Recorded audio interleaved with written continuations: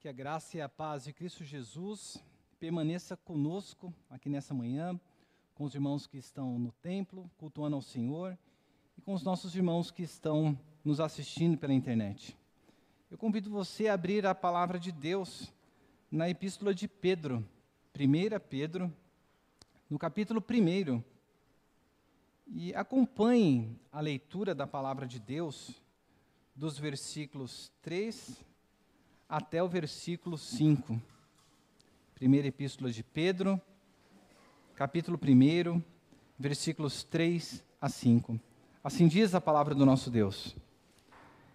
Bendito seja o Deus e Pai do nosso Senhor Jesus Cristo, que segundo a sua grande misericórdia nos regenerou para uma viva esperança, mediante a ressurreição de Jesus Cristo dentre os mortos, para uma herança que não pode ser destruída, que não fica manchada, que não murcha e que está reservada nos céus para vocês, que são guardados pelo poder de Deus, mediante a fé, para a salvação preparada para ser revelada no último tempo. Somente até aqui a leitura da palavra de Deus. Não existe lugar como o nosso lar. Você deve se lembrar dessas palavras que Dorothy, no Reino de Oz, ela pronunciou. E todos nós já experimentamos esta sensação do anseio do retorno para o nosso lar. Muitos de nós, creio que no mês de janeiro e mês de fevereiro, saíram em viagens de férias, e todas as vezes que nós viajamos, é muito gostoso estar em um lugar diferente para nós descansarmos, mas vai passando-se o tempo e aquele anseio, o desejo para o retorno do nosso lar, ele bate no nosso coração e quando chegamos em casa nós experimentamos a sensação de que não há um lugar como o nosso lar. Mas uma saudade maior do lar, ela pode ser percebida na vida de uma pessoa que mora fora do seu país, na vida de um estrangeiro. Eu nunca tive a oportunidade de morar fora do Brasil, mas eu tenho amigos pastores, que atualmente estão morando nos Estados Unidos, e se tem uma coisa que eles falam, é que, por mais que eles estejam convivendo com pessoas que são cristãs, por mais que eles façam parte da igreja de Cristo, lá no local onde eles se encontram, eles continuam sendo estrangeiros, eles sentem saudade do seu lar, e a maneira como eles são tratados também, são como estrangeiros. Dizem, jamais eu serei tratado aqui como um cidadão aqui desse local. E nós vemos que esta sensação promove esse anseio, o desejo para o retorno do lar. E a palavra de Deus, aqui no livro, na epístola, nesta carta de Pedro para os cristãos da diáspora, ela vem a nos dizer a respeito de nós, falar algo a respeito de nós e nos colocar como sendo peregrinos e forasteiros nessa terra, como estrangeiros aqui nessa terra. E a vida de um peregrino, ela não é uma vida fácil, é uma vida que ela é marcada pela saudade, mas é uma vida também marcada pelo estranhamento do local em que ele se encontra. E eu creio que todos nós, como peregrinos aqui nessa terra, já experimentamos o estranhamento da vida como forasteiros aqui, diante das provações que nós passamos, diante da rejeição que nós muitas vezes sofremos por fazermos parte do corpo de Deus. E há duas reações que nós podemos perceber na igreja evangélica diante da realidade desta vida como peregrino, dessa vida que é marcada por provações, dessa vida que é marcada por dificuldades, por essa vida que é marcada por alguém que é um estrangeiro, é um forasteiro aqui nessa terra. Por um lado, nós vemos parte da igreja negando a realidade de sermos forasteiro. E como que a igreja muitas vezes nega esta realidade de sermos forasteiro? Pregando que a vida do cristão é uma vida que é marcada unicamente pela saúde, pela prosperidade, uma vida na qual onde você pisa o pé, você irá tomar posse, uma vida marcada unicamente por bênçãos, por glórias, quase confundindo a nossa pátria como sendo a pátria terrestre. E como um reflexo disso, nos nossos dias, nós vemos até mesmo muitos pastores coach ensinando as pessoas como elas alcançarem a prosperidade, alcançarem uma vida de sucesso aqui nessa terra.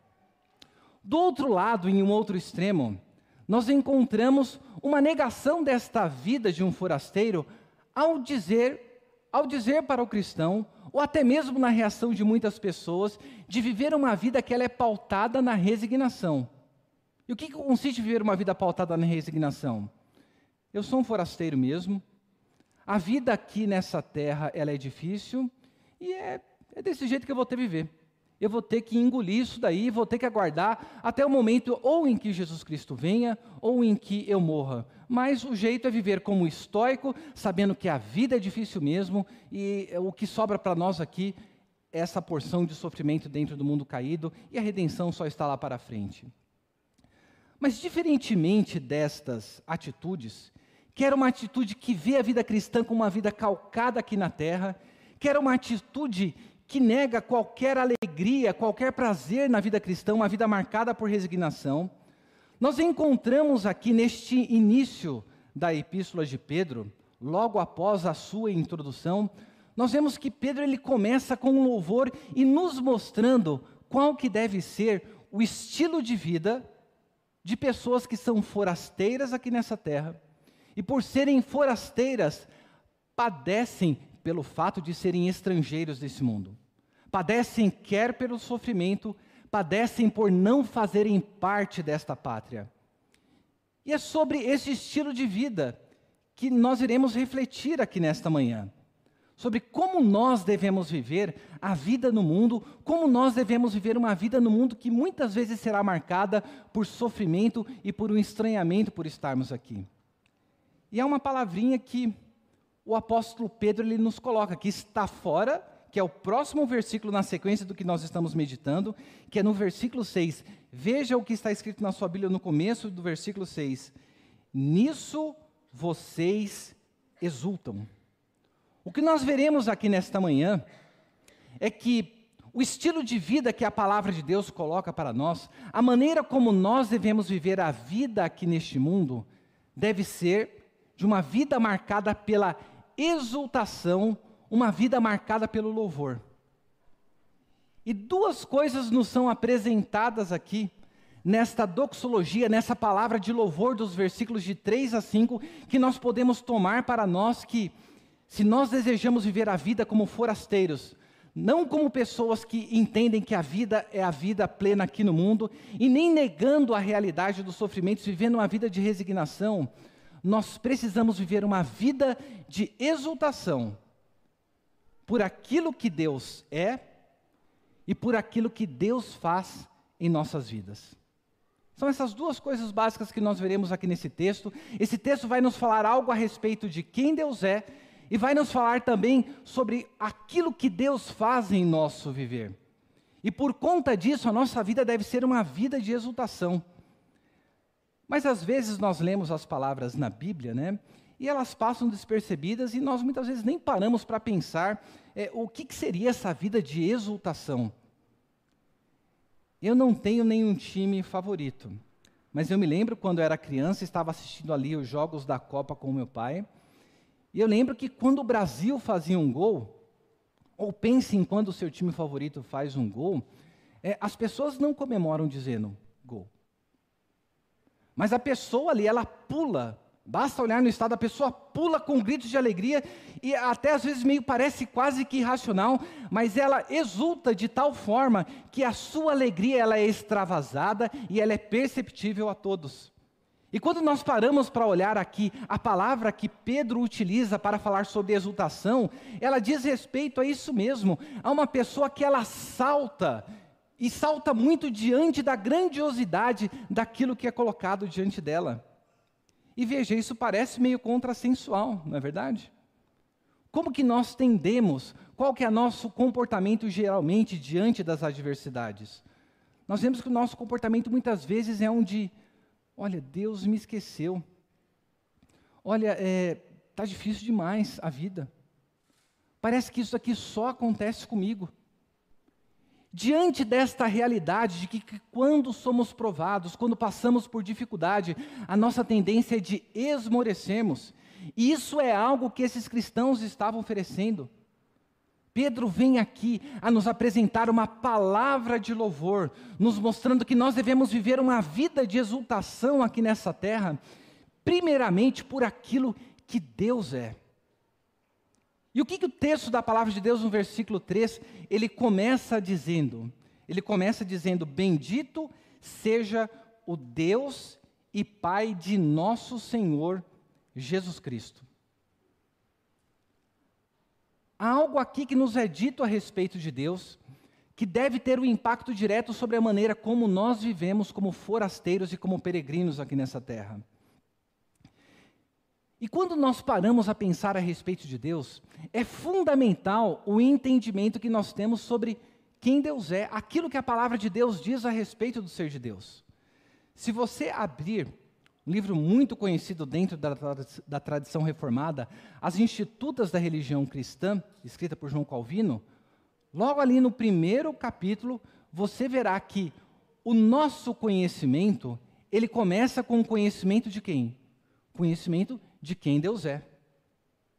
Aquilo que nós somos não é determinado por aquilo que nós pensamos, por aquilo que nós desejamos ser, mas deve ser determinado por aquilo que a palavra de Deus nos diz a respeito do Deus a quem nós servimos. E o que está sendo dito a respeito de Deus aqui? Veja, o que é dito a respeito de Deus deve moldar a identidade de quem nós somos. Se nós queremos entender o que é a vida de forasteiro, o que é a vida de peregrino, nós precisamos compreender que o que está sendo dito a respeito de Deus, um adjetivo é colocado para Deus logo no início. Ele diz que este Deus, ele é um Deus bendito. A palavra que está ali no texto original é a palavra que nós utilizamos aqui para dizer um elogio. E o que é um elogio? Formado por duas palavrinhas, eu e logos, é uma palavra boa que é direcionada para alguém que é digna daquela bendição, daquelas boas palavras. Ao invés de nós, quando passamos pelas adversidades, vivemos a vida cristã de peregrinos, nós acharmos que Deus ele se esqueceu de nós, que Deus não manifesta para nós a sua bondade, nós precisamos voltar a nossa atenção para o que está sendo dito aqui, que o que está sendo colocado é que o Deus a quem nós servimos, ele é um Deus bendito, ele é um Deus elogiável por aquilo que ele é. O texto não está nos convidando aqui e dizendo que Deus ele seja louvado. Ele está dizendo não, Deus ele é elogiável, Deus ele é bendito. E ele é bendito por quê? Porque ele é o Deus e Pai de nosso Senhor Jesus Cristo. Aqui é algo fundamental para nós pensarmos que um equívoco que existe nos nossos dias é o de achar que todas as pessoas, quer sejam cristãs e não cristãs, por terem sido criados à imagem de Deus, essas pessoas são filhos de Deus. Então a pessoa está lá, ela não é cristã, ela está passando por dificuldade, mas não é, essa é a vida de todo filho de Deus. Mas a palavra de Deus nos mostra que Deus, ele só tem um filho. Deus só tem um único filho, e este filho que é referenciado aqui é o nosso Senhor Jesus Cristo. Isso é fundamental, porque o que está sendo dito aqui é que Jesus Cristo, ele é o eternamente gerado. Ele é o Filho de Deus. É o Filho de Deus por natureza. E você deve parar e ficar pensando, qual que é a implicação disso para a nossa vida? Pedro, ele diz o seguinte, ele não diz apenas que o Deus que é elogiável, ele é o Pai do nosso Senhor Jesus Cristo. Mas ele diz, bendito seja o Deus e Pai de nosso Senhor Jesus Cristo. O Deus a quem nós servimos, e a razão pela qual nós devemos viver essa vida de exultação por aquilo que Ele é o nosso Pai. E pelo fato dele ser o nosso Pai, nos vem aqui a memória de que se Jesus Cristo é o único Filho de Deus, é o único Filho por natureza, é o único gerado de Deus, nós somos filhos de Deus por adoção. Se nós estamos aqui hoje, Se nós somos peregrinos nesse mundo, é porque nós fomos tirados do reino das trevas e fomos adotados para a família de Deus. Nós fazemos parte de uma nova família. Nós somos os únicos que podemos dizer que, pelo fato de estarmos unidos a Cristo Jesus, Deus é o nosso Pai. Nós fomos adotados a esta grande família. E qual implicação isso tem para mim e para você?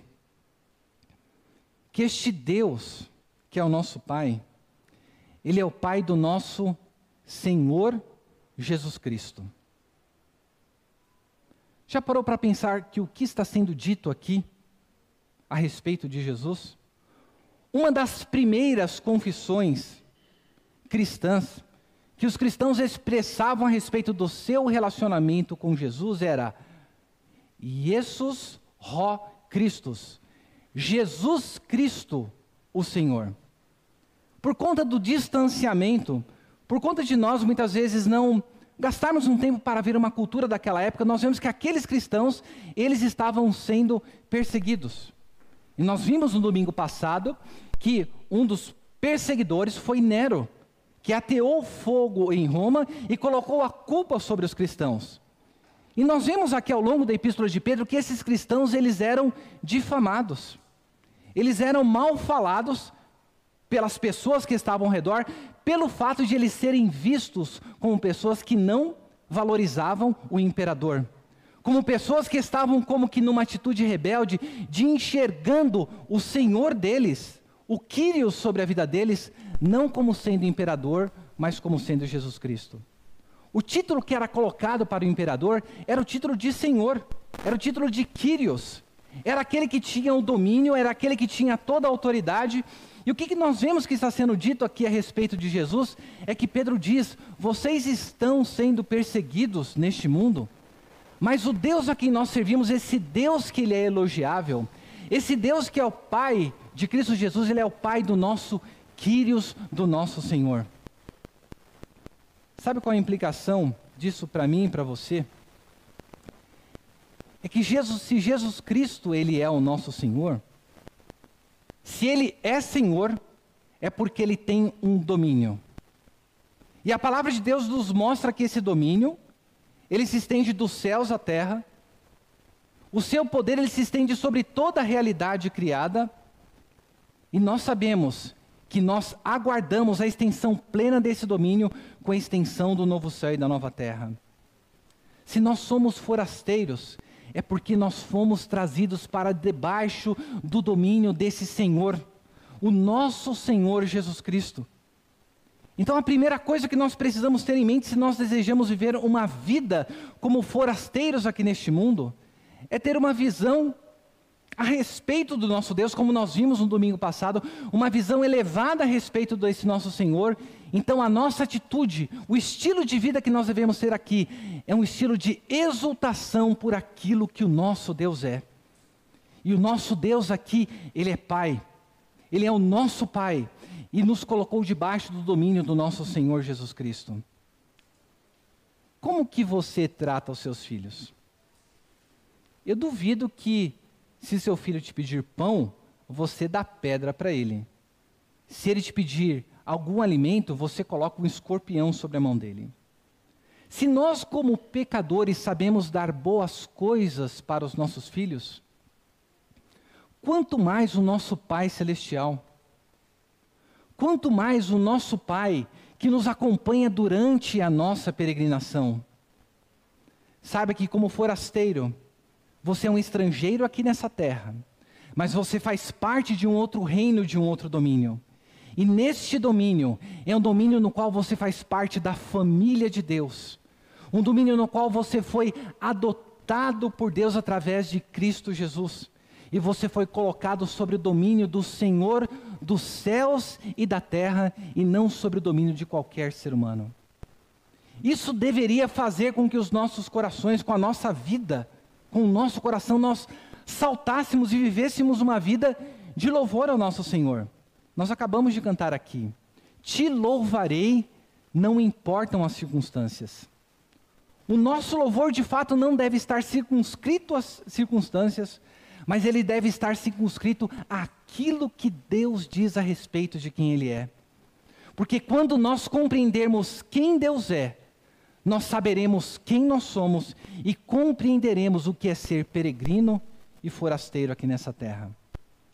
Mas eu disse aqui que há duas coisas pelas quais nós devemos nos exultar. A primeira delas que nós vemos foi que essa exultação, ela deve vir do fato de quem Deus é, mas em segundo lugar, essa exultação, este louvor, esse saltar de alegria, deve vir também, em segundo lugar, por aquilo que Deus faz. Nós adoramos a Deus por aquilo que Ele é, e nós louvamos a Deus por aquilo que Ele faz. E na sequência do versículo 3, nós vemos aqui que, até o versículo 5, que há duas coisas que Deus faz para aqueles que são peregrinos e forasteiros aqui nessa terra. E essas duas coisas são, Ele nos regenera e Ele nos protege. Observe o que é dito na sequência do texto, que segundo a sua grande misericórdia, nos regenerou. Aqui é dito que o que Deus faz para nós, a razão pela qual nós fazemos parte da família de Deus, a razão pela qual nós podemos chamar de Deus o nosso Pai, é porque Deus e não nós, Deus Ele causou com que nós fôssemos nascidos de novo. Deus Ele nos regenerou. O que é ser regenerado? Ser regenerado é nascer de novo. Infelizmente, dentro da Igreja de Cristo, nós vemos que muitas vezes há uma confusão a respeito sobre a origem da regeneração, a origem desse novo nascimento. Muitos colocam esta origem deste novo nascimento na fé que nós temos em Cristo Jesus, ou seja, a fé que nós temos porque nós cremos é que nós somos regenerados. Mas o que a palavra de Deus aqui ela está dizendo, que este Deus que Ele é elogiável, o Pai do nosso Senhor Jesus Cristo, Ele é aquele que causou esta regeneração em nós. Pare para pensar, se você está aqui hoje, é porque a sua mãe deu à luz a você. Lembre-se um pouquinho da época da sua adolescência. Quantos de nós, na nossa rebeldia, já não dissemos assim para nossa mãe? Mas eu não pedi para nascer. De fato, você não pediu para nascer mesmo. Mas se nós viemos à existência é porque outros nos trouxeram à existência. E a palavra de Deus está nos dizendo aqui, é que o Deus a quem nós servimos, foi Ele quem nos deu esta nossa vida. Foi Ele que causou que nós nascêssemos de novo. O que está sendo colocado aqui, meus irmãos, é que o privilégio que nós temos de fazer parte da família de Deus, é que o Deus a quem nós servimos, foi Ele que nos trouxe a vida. Tem muitas pessoas que entendem a salvação como um naufrágio. A pessoa ela está ali em alto mar, ela está clamando por socorro, e alguém dentro desse barco joga a boia para a pessoa. E daí a pessoa vai, faz um esforço, se agarra a boia, e ali ela é trazida para dentro do barco e ela é salva. Essa é uma concepção da salvação. Então, dessa maneira, o que está sendo visto? A pessoa estava ali para morrer, ela estava clamando por ajuda, uma boia é jogada para ela, ela vai até essa boia, ela poderia não ter agarrado, ela segura essa boia e ela é trazida e salva dentro do barco. Mas o que nós vemos aqui, que a realidade do que aconteceu conosco, a nossa salvação, não é que nós estávamos nos afogando ali em alto mar. Não é que nós estávamos engolindo água, nos debatemos, mas a realidade é que nós já nos encontrávamos no fundo do mar, apodrecidos e mortos, desprovidos de qualquer vida. E o que Deus fez em nós, Ele nos trouxe à existência, Ele nos deu uma nova vida, e Ele não deu essa nova vida para nos jogar no mar e para nós ali clamarmos para sermos salvos por Ele. Nós vemos que Ele nos deu essa nova vida e nos trouxe para dentro do barco. É isso que acontece conosco. Jesus Cristo não jogou a nós a boia e nós, através da fé, agarramos essa boia e fomos salvos. Não, na verdade, Ele nos deu esta vida nova e nos trouxe à existência, dando a vida que nós desfrutamos hoje. Sabe por que Ele fez isso? É que o Deus que nos coloca como peregrinos aqui nessa terra, Ele é um Deus que Ele é misericordioso. E a razão pela qual nós fomos salvos e estamos aqui, nos é dito que Ele fez isso não por nada existente de bom em nós. Não porque nós clamamos a nossa voz, clamando por salvação, mas Ele fez isso segundo a sua grande misericórdia. Deus olhou para nós, e nós vimos no domingo passado, que Ele nos elegeu, segundo a sua presciência. Não é que Ele viu que nós creríamos, mas de antemão, esse Deus Ele nos amou. E da massa de seres humanos caídos, nós vemos ali que Ele nos escolheu unicamente pela sua misericórdia e nos deu vida no seu Filho Jesus Cristo. O Deus a quem nós servimos, meus irmãos, é um Deus misericordioso. Isso é fundamental porque quando nós estivermos passando por provações, quando nós estivermos experimentando a realidade da vida de um peregrino e forasteiro, nós precisamos nos lembrar que o Deus que nós servimos, esse Deus que nos trouxe a vida, Ele não é um Deus carrasco.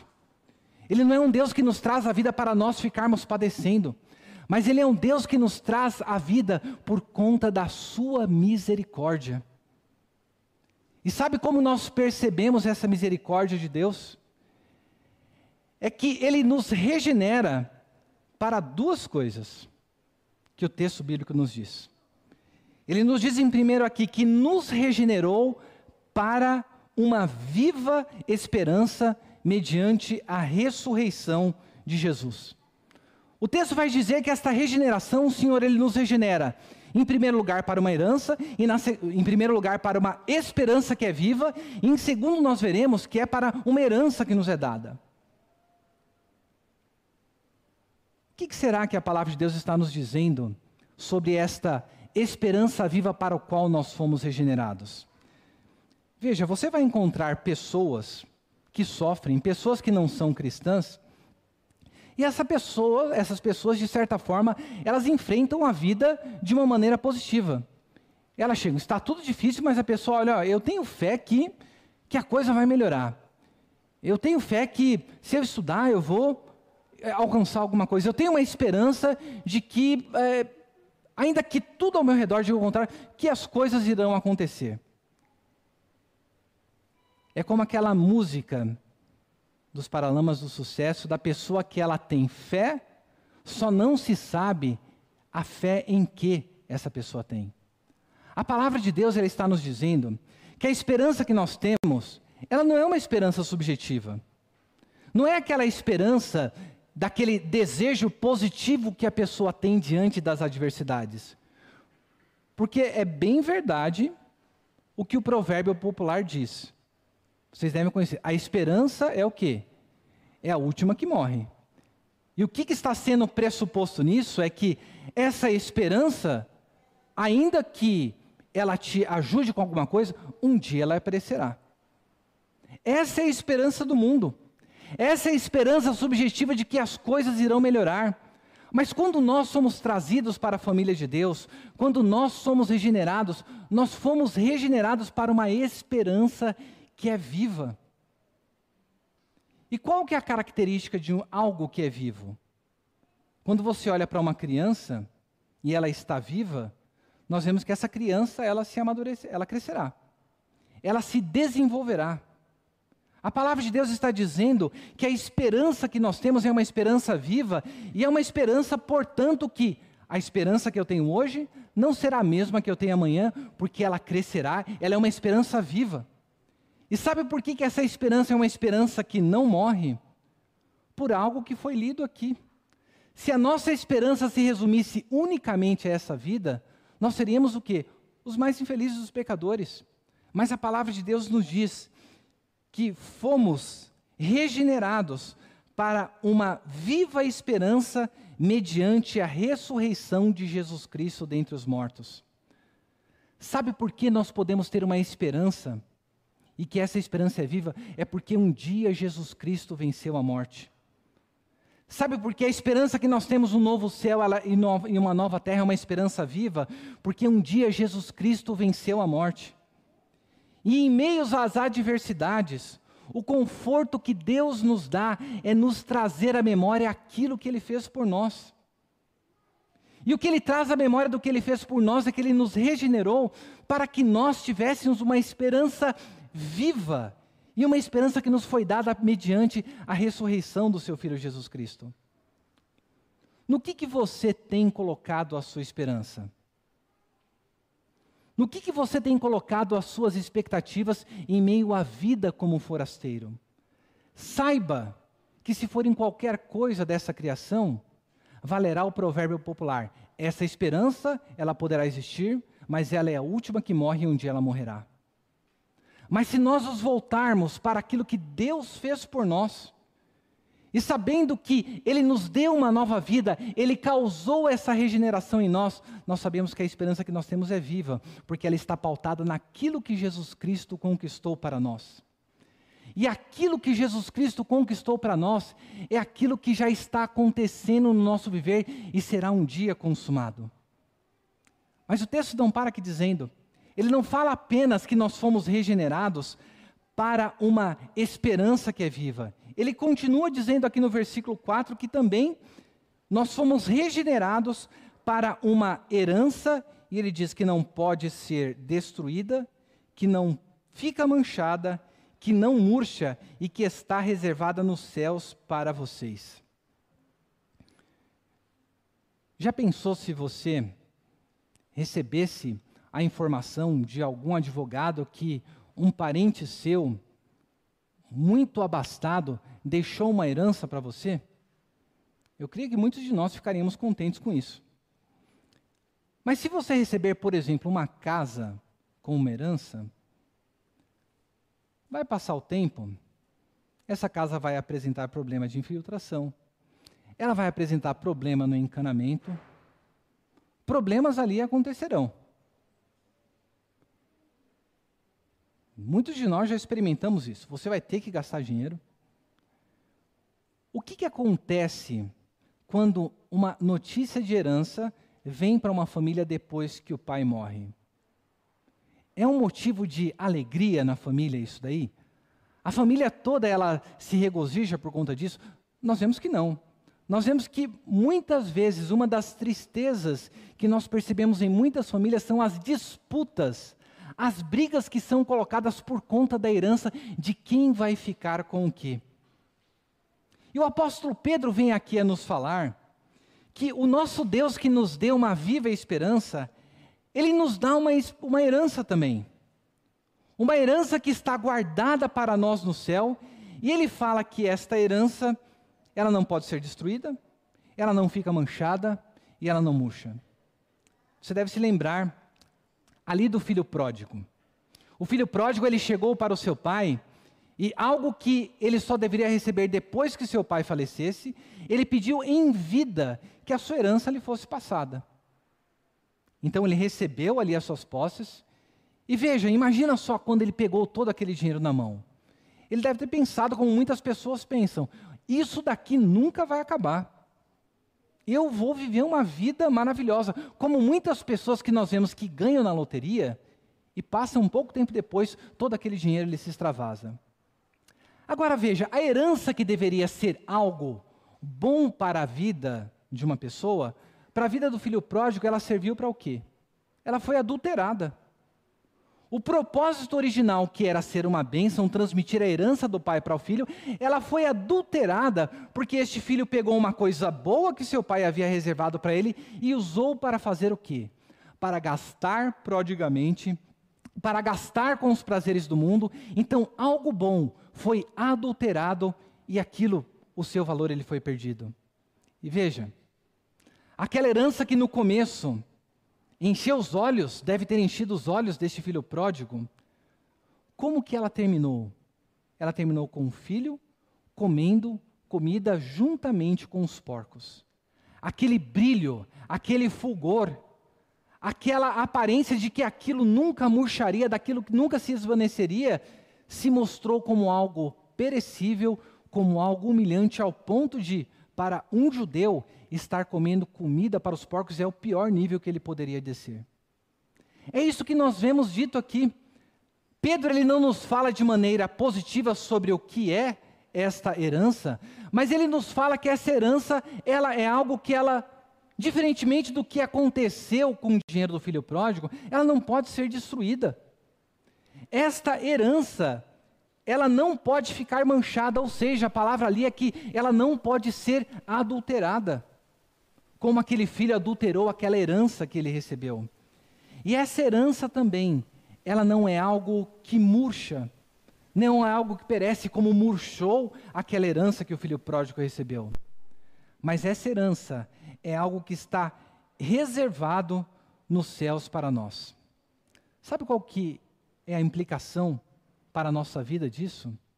É que o propósito de Deus, para mim e para você, é não nos fazer pessoas ricas e milionárias aqui nessa terra.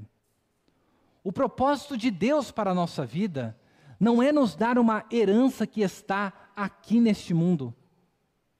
Porque a nossa herança, se ela estiver aqui nesse mundo, ela irá perecer. Por mais preciosa, por mais grandiosa que ela seja, ela perecerá. Ela se adulterará e ela também murchará. Mas a herança que Deus tem para nós, a palavra de Deus nos fala aqui, ela está guardada, ela está protegida nos céus, e lá nos céus, nenhuma corrupção poderá atingir, alcançar aquilo que Deus ele tem reservado para nós. Sabe qual que é a herança que nós temos? Não é uma casa linda e maravilhosa no novo céu e na nova terra. A herança que nós recebemos é a salvação em Cristo Jesus. Esta grandiosa salvação que nós aguardamos ser concretizada em nossa vida. E aqui nós vemos que nós devemos viver esta vida de louvor e de exultação por aquilo que Deus tem feito por nós. E o que Deus tem feito por nós? Ele tem nos regenerado. E Deus, Ele te regenerou, meu irmão e minha irmã, para que você tenha uma esperança viva. Para que em meio às adversidades, você viva a sua vida com os olhos na ressurreição de Cristo Jesus. O Senhor, Ele te regenerou para que em meio às adversidades você tenha em mente que Deus tem uma herança preciosa para você, reservada nos céus, e essa herança é a salvação que nós temos em Cristo Jesus. E esse Deus que Ele nos regenera, veja, de que adiantaria se Deus nos tirasse lá do fundo do mar, nos trouxesse a vida e nos deixássemos por nós mesmos? Não adiantaria nada, né? Porque nós poderíamos extraviar. Imagina nós caminharmos por nossas próprias forças. Mas o texto continua aqui, finaliza no versículo 5, nos dizendo que o Deus que nos regenera, o Deus que nos traz a vida e a existência, e que faz isso em nós, por meio da sua misericórdia, da ressurreição do seu Filho Jesus Cristo, no versículo 5 nos diz que Ele é o Deus que nos protege. Olha só o que Ele diz: reservada nos céus para vocês, versículo 5, que são guardados pelo poder de Deus, mediante a fé, para a salvação preparada para ser revelada no último dia. O Deus que nos regenera, Ele é o Deus que nos protege. E a palavra que Pedro escolhe para colocar desta proteção, que é a mesma palavra usada ali para a segurança que nós temos na nossa herança, é de uma vigilância, é de uma força, um soldado que está ao nosso redor, nos protegendo dos ataques internos e nos protegendo em nossa vida aqui neste mundo. E veja como que essa proteção que Deus nos dá, nós somos guardados, não é por meramente um guarda humano, nós somos guardados pelo poder de Deus. Você já parou para pensar que aquilo que nos protege é o poder do nosso Deus? Quando a gente para pensar no poder de Deus, o que vem à nossa mente? O que vem à sua mente? à minha mente vem o que está lá no começo das Escrituras. No princípio criou Deus os céus e a terra era sem forma e vazia, e disse Deus, haja luz. O Deus a quem nós servimos, Ele trouxe do nada tudo aquilo que existe. O Deus a quem nós servimos é o Deus que trouxe todas as coisas pela palavra do seu poder à existência. Se nós estamos aqui hoje também é porque nós somos sustentados pelo poder do nosso Deus. Esse Deus a quem nós servimos é o Deus que através do seu poder veio sobre Maria e de uma virgem trouxe um ente santo, Jesus Cristo, que viria a salvar o seu povo. Esse Deus a quem nós servimos é o Deus que nos guarda com o seu poder e é um poder que nos traz da morte para a vida. É um poder que do nada faz tudo. É um poder que Ele nos fortalece. Como que você tem visto a proteção que Deus tem sobre a sua vida? Porque é dito aqui que esta regeneração que nós recebemos, nós não somos apenas regenerados, mas nós somos guardados. E é dito aqui que somos guardados mediante a fé. A fé, ela é uma expressão do fato de nós sermos salvos. E é dito que ainda há algo para nós. Nós hoje já desfrutamos dessa salvação, mas para a salvação preparada para ser revelada nos últimos dias. Eu não sei se aqui os irmãos conhecem aquele louvor, mas é um louvor muito belo que fala a respeito da nossa salvação. A salvação é algo que aconteceu na nossa vida no passado, ela é algo que está se processando na nossa vida no futuro, mas é algo que nós aguardamos ainda. Nós cantamos, justificado eu fui, santificado eu sou, glorificado serei através de Cristo.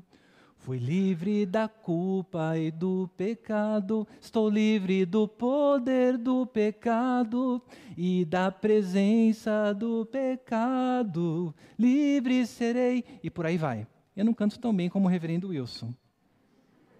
Mas esse louvor nos mostra que a nossa salvação é uma salvação passada. Nós fomos justificados em um ato pelo nosso Deus. A nossa salvação, ela é uma salvação presente, porque nós estamos sendo santificados, nós somos santificados pelo Senhor. Mas ainda há algo que nos aguarda. Há algo que nos aguarda que é a glorificação. E Pedro aqui nos diz que nós estamos sendo dados e protegidos para a salvação preparada para ser revelada no último dia. Há algo que nos aguarda. Há um novo corpo que nos aguarda. Há uma nova vida que nos aguarda no novo céu e na nova terra, quando nós finalmente deixaremos de ser peregrinos aqui nesse mundo. Quando nós deixaremos para trás todo o sofrimento, toda a aprovação, porque a consumação de Deus para o nosso viver, para esta realidade foi concretizada. Então que Deus ele venha nos abençoar, para que nós venhamos compreender que a nossa identidade ela está centrada nisso. Tudo aquilo que vai acontecer, que nós veremos na sequência dos versículos e dos capítulos até o capítulo 5, está fundamentado neste louvor que Pedro coloca, e que eu estou trazendo para nós aqui hoje como um estilo de vida, de exultação que devemos ter. E essa exultação, ela deve estar baseada naquilo que Deus é, e naquilo que Deus tem feito por nós. Quem é Deus para você? Reflita no que foi colocado aqui. O que Deus tem feito para a sua vida? Reflita no que a palavra de Deus nos diz. Porque quando fizermos isso, quando nós tivermos uma visão elevada a respeito de quem Deus é, e uma visão elevada a respeito daquilo que Deus fez por nós, nós teremos uma visão elevada de quem nós somos em Cristo Jesus, e nós passaremos como peregrinos e forasteiros, não com resignação, não com os olhos aqui nessa terra, mas como o versículo 6 nos diz, nisso vocês se exultam, com exultação para a honra e glória do nosso Senhor. Vamos orar ao nosso Deus.